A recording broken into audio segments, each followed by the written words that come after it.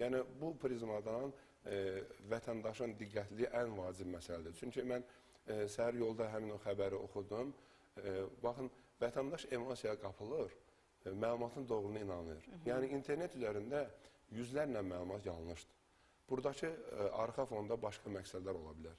Bu, digər xarici qüvvələrin Azərbaycan Respublikası ərazisində hər hansı təxribat fəaliyyətlərinə şərait yarada bilər. Yəni, biz nə qədər rəqəmsal təhsilli olsaq, biz bu kimi təhdidlərin aradan qaldıra biləcəyik. Biz necə ki, 44 günlük vətən müharibəsində dövlət və millət bir əldə tutaraq, möhkəm iradə formalaşdıraq və biz zəfərə nail olduq. Yəni, biz hal-hazırda da o işi tətbiq etməliyik. Yəni, vətəndaş hər bir halda rəsmiyyətə üstünlük verməlidir. Misal üçün, o ki, xəbər yayılmışdı 1000 manat barədə.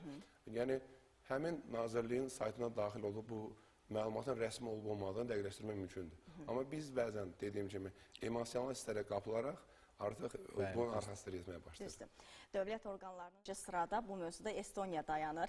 Artıq bir neçə ildir ki, Estoniyada bütün dövlət qurumları rəqəmsallaşıb, xüsusən də təhsil sistemi rəqəmsallaşıb və Azərbaycanla Estoniya arasında da artıq bu mövzuda bir əməkdaşlıq var, mövcuddur və görülür ki, bu növbəti, yəni ilərləyən günlərdə, dövrdə, daha doğrusu öz müsbət nəticəsini göstərəcək. Təbii ki, mən əslində siz Estoniya adını seçdiniz, mən o barədə bir tarixi fakt açıqlamaq istəyirəm. Təbii ki, siyasi kontekstə toxunmamaq üçün ölkə adı çəkilməz.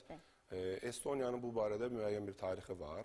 Estoniya təqribən 3 ay ərzində ümumiyyətlə tam şəkildə kiber hücuma məruz qalıbdır ölkə səviyyəsində. Çox yaxşıdır yəqin ona görə, çünki müəyyən sahələrə var o tətbiq məsələsi. Bilirsiniz, bu hadisə baş verəndən sonra artıq ölkə öz zəifliklərini aradan qaldırmaya başladı. Yəni, 3 ay ərzində bütün dövlət xidmətləri, hansı ki, rəqəmsal xidmət göstərirdi, onların fəaliyyəti tamamilə əl çatılmaz olubdur.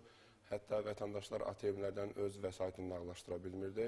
Yəni, bu əslində başqa kontekstə gedir, hansı ki, təxribat və s. digər məsələlərə. Kiber təhlükəsi məsələləri. Bəli, biz də bu təcrübəni qiymətləndirərək, yəni digərlərinin təcrübəsini özümüzə tətbiq edərək, artıq biz bu sahədə zəruri adımlar atmışıq. Yəni, mən düşünürəm ki, çox qısa müddətdə çox böyük uğurlar əldə etmişik.